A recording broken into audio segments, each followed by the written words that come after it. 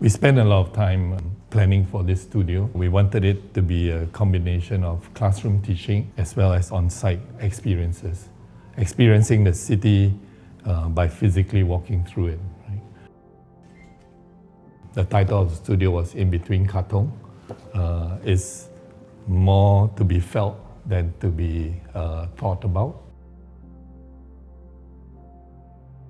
I think Katong Indonesia is a very special place. It's a very historic place, and now it's become something like a place that a lot of young people all go to because it's very happening. There's a lot of cafes, and it's not just like modern, but you have the shop houses there. So it makes it a very special visual experience.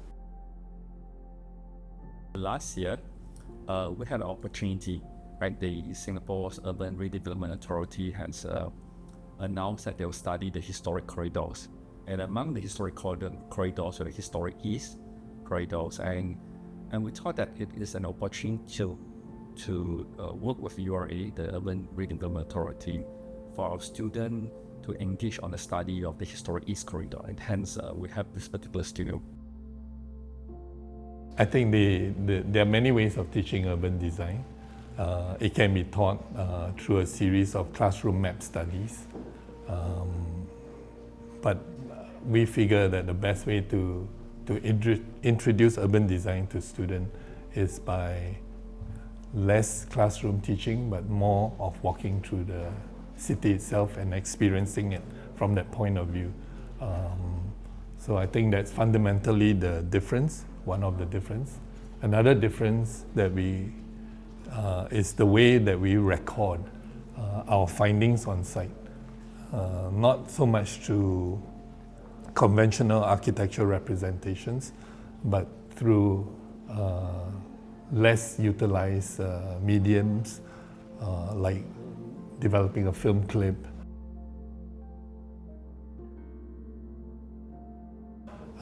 establishing postcards, going back many times to befriend the residents, the inhabitants of Katong, and in the process, feel the ground a bit more. It's completely changed now, you know. Sometimes you see the road so quiet, just people just walk past, go to church, or go and buy some fast food, and then hurriedly go home already. So the story that the auntie told us about the past and how Katong changed and evolved with the time is also, I think it's quite important for us to understand this process and how the whole process changed and evolved. That was how we also want to kind of find our direction in the project. And today is a Monday weekend, Sunday also like that, quiet, now, you know, there's no life.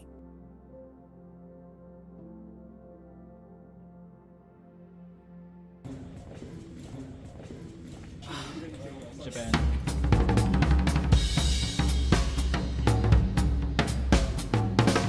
So our Tokyo trip was done during recess week, and it was an opportunity to study a new city, right? And it was the first time we had in ASD, and it was quite special to travel a new city, not just on holiday, but with like architects and other design students, because everyone has like the similar interest and passion in like buildings and design, and so we would point like things out to each other, which made it a very, very, very fun trip.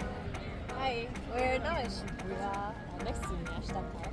We are now walking to Cat Street, which I would say is very interesting.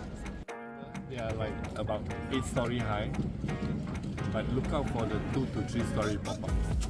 Yes, they are very much like suddenly you walk and then whoa, somebody is in my face, and I want to go and check it out.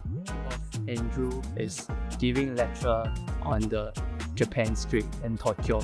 So it's a very amazing feeling, like having lecture in another nation and on the street.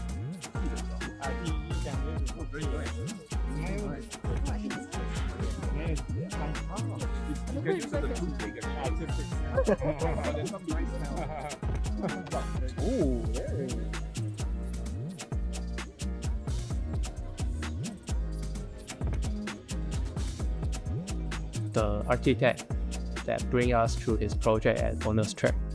Yeah, so because he know his project the best, and we also get the opportunity to see him working in the office. So we know how is it working in Japan, like as an architect, and how they design is different from Singaporeans.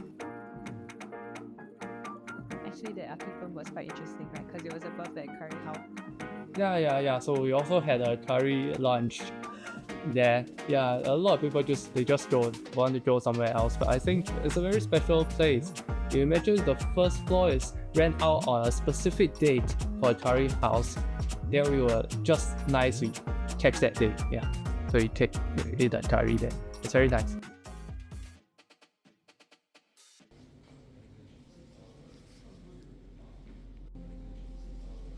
Another highlight of the trip was that we got to meet Sukamoto, Prof. Sukamoto, who is a author of Made in Tokyo, which is one of the reference books for our studio. And some of us had the chance to present our midterm work to him. So my group was one of those. I think the trip with Sukamoto was very, very interesting because obviously coming from a different background, an entirely different country, he has a very different approach to maybe how we see design in Singapore. Professor Tsukamoto was my mentor, so I studied with him between 1999 and 2001 when I was studying at Tokyo Institute of Technology. Of course, that was how many years? 20 over years ago.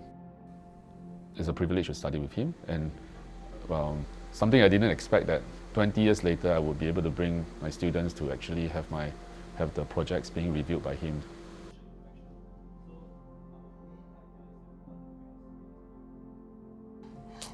I think what this studio had at the beginning was quite rich, right? There were quite a lot of guest lectures, there were a lot of site visits, and I think the challenge was to consolidate all this information and put it into an idea, because you have to contend with what Katong means to you as a designer and what Katong means to let's say the residents or shop owner or a tourist, and to consolidate all this and present an idea.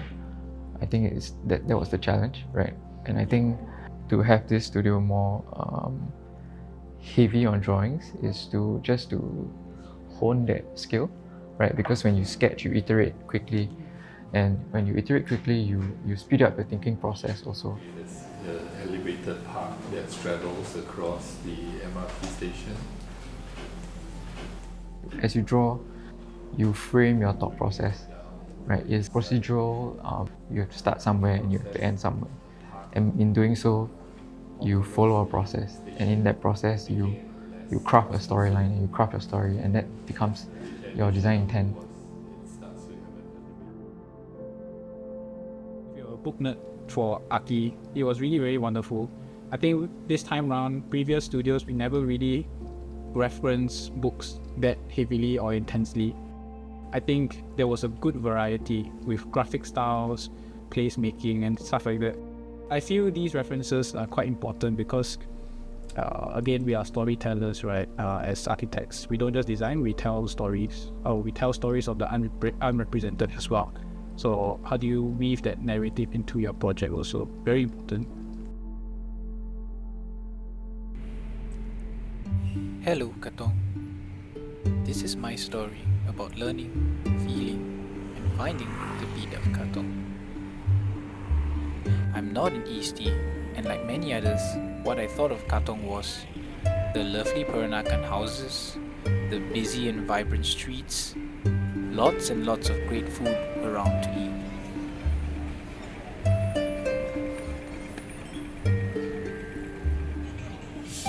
Take a walk down Joo Chiat and you'll find old stores next to new ones, a reflection of the changing times.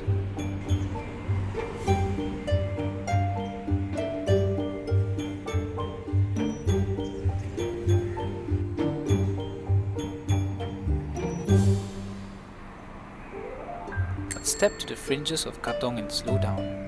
The little streets, the quiet streets.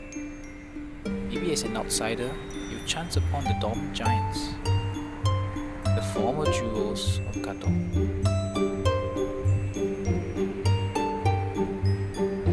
What do you make for Katong? For me, it's about bringing together the old, the new, the past, the future, all into the present, the now.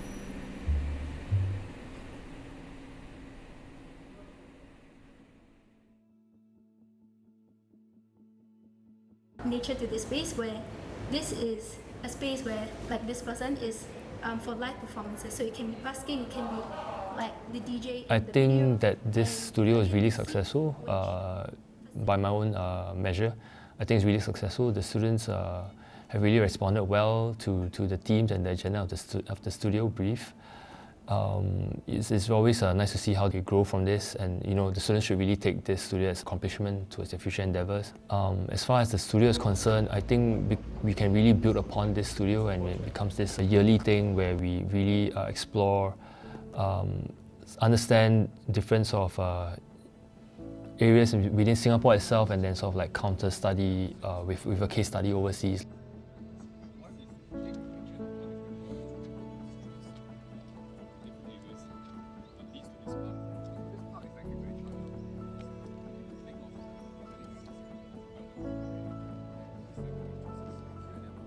Working on an architectural project, you don't have to work alone.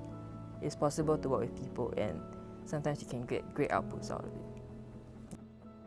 it. You have each other's back, you're always talking, bantering back and forth, throwing in ideas and saying, okay, this works, this doesn't, okay, if this doesn't, what else works? I think I'm pretty happy with my project. I liked how it turned out, I liked how nicely integrated within Katong, which is the main team, in between Katong.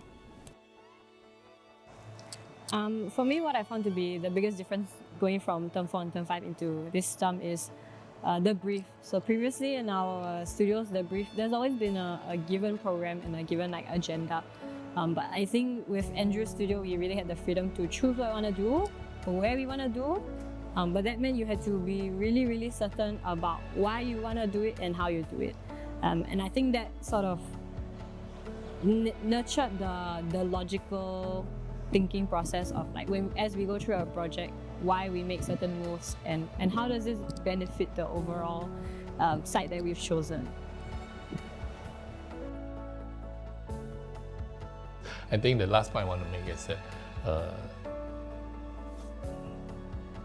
it's unapologetic that the studio is all about beginning with the larger picture, the city in mind, as opposed to zooming in into a circumscribed site. When we talk about city, it's often time about relationships. When I was an Archi student myself, Louis Kahn have a famous saying, a city is like a young boy or younger in this case, walking through it, and when she grows up, she knows exactly what she wants. She or he knows what he wants to be. A city is necessarily a land of opportunity, and we should not reduce solution, we should encourage possibility. And this is all, this is what the studio is all about, creating more possibilities.